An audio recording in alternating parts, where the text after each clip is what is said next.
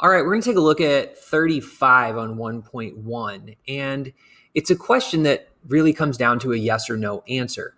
Does the limit as x approaches 1 of x squared minus 4 over x minus 1 exist? And our directions say to examine the graph to make our decision.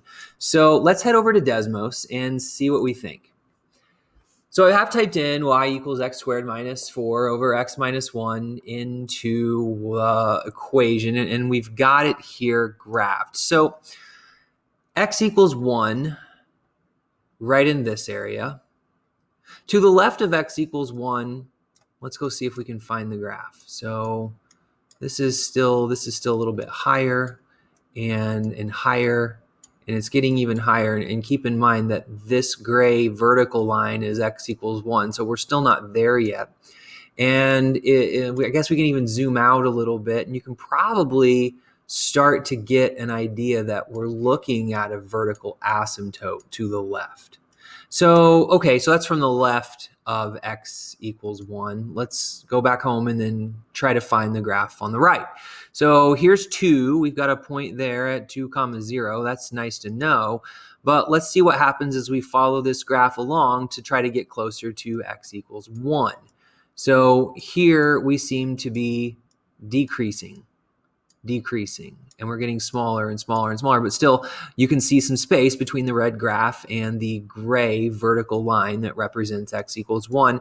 And we can even zoom out a little bit more, and we can zoom out a lot and we can get an even clearer picture that as we approach 1 from the left, this function grows without bound. It increases without bound. This keeps getting higher and higher and higher. And then from the right, this function decreases without bound. We would call this unbounded behavior.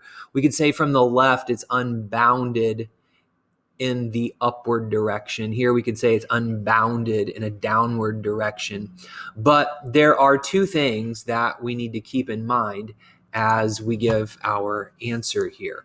The first thing I'm going to do is make a sketch of this graph. Here's x equals 1. I'm going to check it one more time to make sure I see where we are there. We've got something happening like this, and we've got something happening like this, and we're going to maybe dash in a vertical asymptote at x equals 1. Ultimately here, the answer to this question is no. The limit does not exist. But the reason is twofold. Number one, a limit exists if the left and right hand limits are equal to one another, and we don't have that here. To the left and to the right, this function heads in different directions. But secondarily, a limit exists if we can force the function to level off or become a certain real numbered value as we get closer and closer to some x value. And what's happening here is the opposite of that. As we get closer to 0, this function doesn't begin to behave and settle down and get closer and closer to a specific value. What it does is grow, or from the right, decrease without bound. In fact, it gets more unpredictable. It just goes up and up at a higher rate, or down and down at a higher rate. So for both those reasons, this does not exist.